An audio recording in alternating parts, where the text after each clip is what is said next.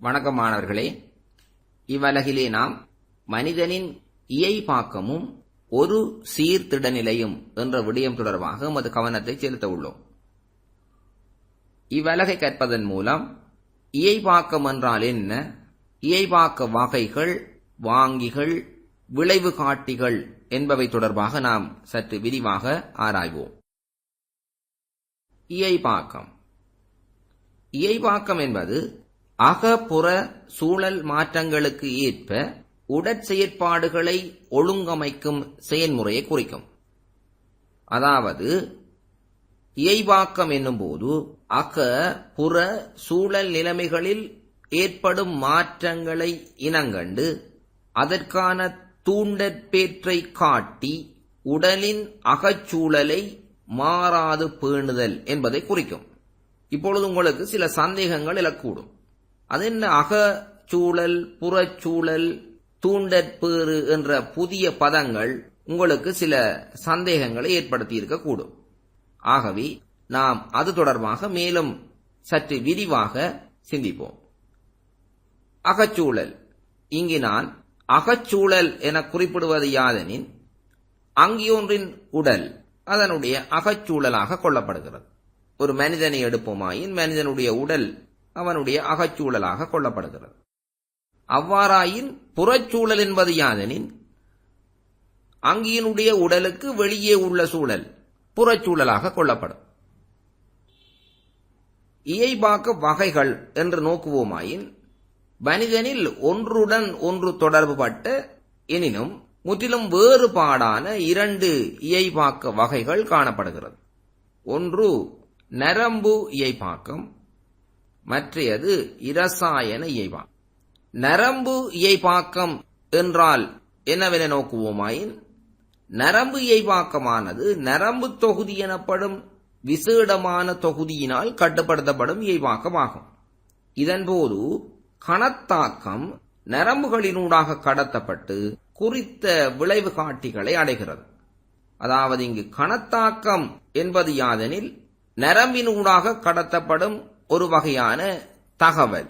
அது பொதுவாக ஒரு வயரினூடாக மின் கரண்ட் கடத்தப்படுவதற்கு ஒப்பான ஒரு வடிவை நாம் இங்கு கணத்தாக்கம் என குறிப்பிடுவோம். ஆகவே நரம்புகளினூடாக தகவல்கள் கடத்தப்படுகிற வடிவினை நாம் கணத்தாக்கம் என குறிப்பிடுவோம். இவ்வாறு நரம்புகளினூடாக தகவலானது கணத்தாக்க வடிவிலே ஊடுகடத்தப்பட்டு அது சென்றடைய வேண்டிய விளைவுகளை அடையுமெனின் அவ்வகையான இயைபாக்கம் நரம்பு இயைபாக்கம் என அழைக்கப்படுகிறது. இரசாயன இயைபாக்கம் என கூறுவோமாயின் இரசாயன இயைபாக்கமானது அகஞ்சுரக்கும் தொகுதி எனப்படும் விசேட தொகுதியினால் கட்டுப்படுத்தப்படுகிறது. நரம்பு இயைபாக்கம் நரம்பு தொகுதி என்பது போல இரசாயன இயைபாக்கமானது அகஞ்சுரக்கும் தொகுதி எனப்படும் விசேட தொகுதியினால் கட்டுப்படுத்தப்படுகிறது. இங்கு தகவலானது கணத்தாக்கமானது ஓமோன்களினால் குருதியின் மூலம் விளைவு காட்டிகளை அடைகிறது. எனவே இரண்டு பிரதானமான இயைபாக்க வகைகளை நாம் இங்கு கற்றுக்கொண்டோம். இங்கு நான் முன்னர் கூறியது போல வாங்கிகள் என்பது என்ன என நோக்குவோமாயின் சூழல் மாற்றங்களை பெறும் அல்லது உணரும் அங்கங்கள் வாங்கிகள் என அழைக்கப்படும். சூழலில் பல்வேறுபட்ட மாற்றங்கள் நிகழ்ந்த வண்ணம் இருக்கும். அவ்வகையான மாற்றங்களை அங்கி உணர்ந்து கொள்ள வேண்டும்.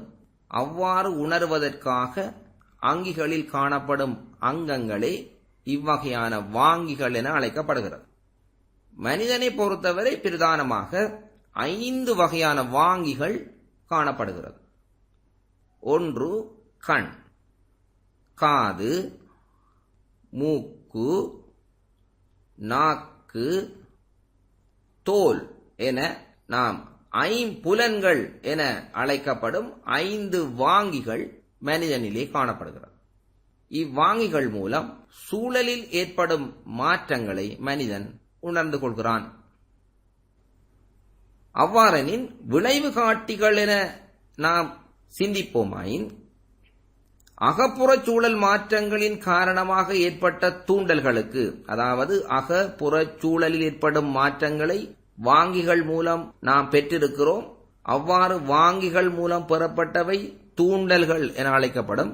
அவ்வாறான தூண்டல்களை பெற்ற அங்கி அத்தூண்டல்களுக்கு யாதேனும் ஒரு செயற்பாட்டை காட்டும். அவ்வாறு அங்கியினால் காட்டப்படும் மாற்றம் துலங்கல் என அழைக்கப்படும். ஆகவே அகப்புறச் சூழல் மாற்றங்களின் காரணமாக ஏற்பட்ட தூண்டல்களுக்கு துலங்கல்களை காட்டுவதற்கு அந்த அங்கி ஒரு அங்கத்தை கொண்டிருக்கும். அவ்வகையான அங்கங்களையே நாம் விளைவு காட்டிகள் என அழைக்கின்றோம். மனிதனில் பிரதானமாக 2 வகையான விளைவு காட்டிகள் காணப்படுகின்றன. ஒன்று தசைகள், மற்றையது சுரப்பிகள். தூண்டல் என்றால் என்னவென்று நோக்குவோமாயின், புலனங்கத்தால் உணரக்கூடிய செறிவுடைய சூழல் மாற்றமே தூண்டல் என அழைக்கப்படும். அகப்புற சூழல் மாற்றங்கள் என நான் கூறப்பட்டது போல சூழலிலே பல்வேறுபட்ட மாற்றங்கள் ஏற்பட்டுக் கொண்டிருப்பினும் அவ்வகையான மாற்றங்கள் ஓரளவு செறிவுடையதாக காணப்படின் புலனங்கத்தால் உணரக்கூடியதாக இருக்கும். சிறிய சிறிய சூழல் மாற்றங்களை சில வேளைகளிலே புலனங்கங்கள் உணர முடியாத தன்மை காணப்படும். அவ்வாறெனின் அச்சூழல் மாற்றம் புலனங்கத்தை தூண்டக்கூடிய செறிவில் இல்லை என்பதே அதன் அர்த்தமாகும். உதாரணமாக, ஒருவர் பெரிதாக கைதட்டி அழைக்கும் பொழுது திரும்பி பார்க்கும் நபர் ஒருவர் சிறிய கைதட்டல் ஒலிக்கு தனது புலனை செலுத்த தவறி அல்லது செலுத்த தேவையற்ற நிலையில் சென்று விடுவார். காரணம் என்னவெனில், அச்சிறிய கைதட்டல் ஒலியானது அவருடைய வாங்கி அங்கமாகிய காதினை தூண்டவில்லை என்பதே அதன் அர்த்தமாகும். எனவே சூழல் மாற்றம் என்பது தூண்டலாக அமைய வேண்டுமெனின் அப்புலனங்கத்தை தூண்டக்கூடிய செறிவுடையதாகவும் அமைய வேண்டும். அவ்வாறு புலனங்கத்தை தூண்டக்கூடிய செறிவுடைய ஒரு சூழல் மாற்றமே தூண்டல் என அழைக்கப்படும். தூண்டலுக்கு சில உதாரணங்களை நாம் நோக்குவோமாயின், காலில் முள் தைத்தல். நாம் நடந்து செல்லும் பொழுது காலிலே ஒரு முள் தைத்து விட்டது என்றால் அது காலில் உள்ள புலனங்கமாகிய தோலினால் வாங்கப்படும். அவ்வாறு தோலினால் வாங்கப்படும் ஒரு தூண்டல் காலில் முள் தைத்தல் என்பதற்கு ஒரு சிறந்த உதாரணமாகும். அதேபோல நீங்கள் ஒரு சூடான பொருள் ஒன்றில் கையை தொடுவீர்களாயின் கையிலே வாங்கப்படும் அந்த தகவல் ஒரு தூண்டல். அதிக செறிவுடைய ஒளி, ஒரு பிரகாசமான ஒளி ஒன்று கண்ணை வந்தடைதல், அது ஒரு வகையான தூண்டலுக்கு ஓர் உதாரணமாக கொள்ளலாம். அவ்வாறே பசி, தாகம் போன்றவையும் சில தூண்டலுக்கான சூழல் மாற்றங்களாகும். துலங்கல் என நோக்குவோமாயின், பெறப்பட்ட தூண்டலுக்கு அங்கி காண்பிக்கும் மாற்றம் துலங்கல் என அழைக்கப்படும். துலங்கலுக்கு சில உதாரணங்களை நோக்குவோமாயின், இங்கே தூண்டல்களுக்கு எதிரே சில துலங்கல்கள் தரப்பட்டுள்ளது. நான் சற்று முன்னர் கூறியவாறு காலில் முள் தைத்தல் என்பது தூண்டல் என கூறியிருந்தேன்.